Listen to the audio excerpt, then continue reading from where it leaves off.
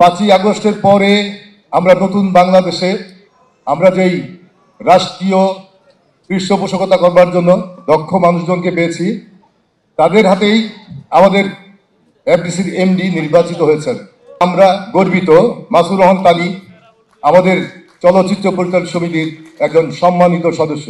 সে একজন সংগ্রামী, নির্ভীক এবং লড়াকু মানসিকতা সম্পন্ন নারী।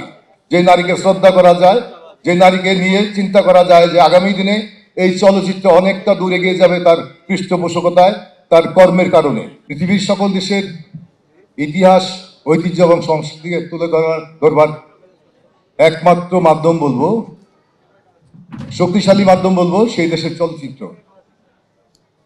নতুন প্রজন্ম তার শিকড়ের গন্ধ খুঁজে পায় সেই দেশের চলচ্চিত্র থেকেই।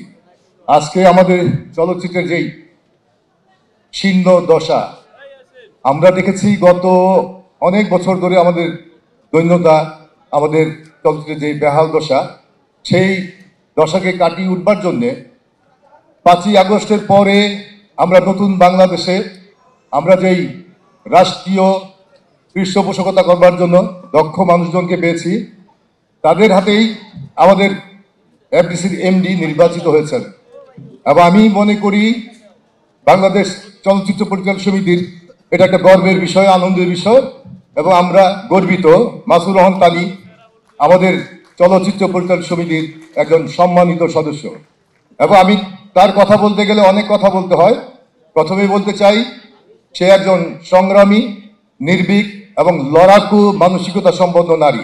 যে নারীকে শ্রদ্ধা করা যায়, যে নারীকে নিয়ে চিন্তা করা যায় যে আগামী দিনে এই চলচ্চিত্র অনেকটা দূর এগিয়ে যাবে তার পৃষ্ঠপোষকতায়, তার কর্মের কারণে। আর যেই প্রক্রিয়া করা হয়েছে, অনেক কিছু হয়েছে। আজকে আমি প্রটোকলের বাইরে চলে গেছি, আমার সামনে কিন্তু অনেকে আছেন, আমার শ্রদ্ধাভাজন, স্নেহভাজন বন্ধুবর, আবার সাংবাদিক ভাই বন্ধু যারা আছেন, অনেকে আছেন চলচ্চিত্র প্রেমী মানুষ। আমি হয়তো বা বেশি লম্বা বিস্তৃত না করার জন্য সবার উদ্দেশ্যে বললাম না, কিন্তু মাননীয় তথ্য সম্প্রচার মহোদয়, উপদেষ্টা মহোদয় আছেন এখানে,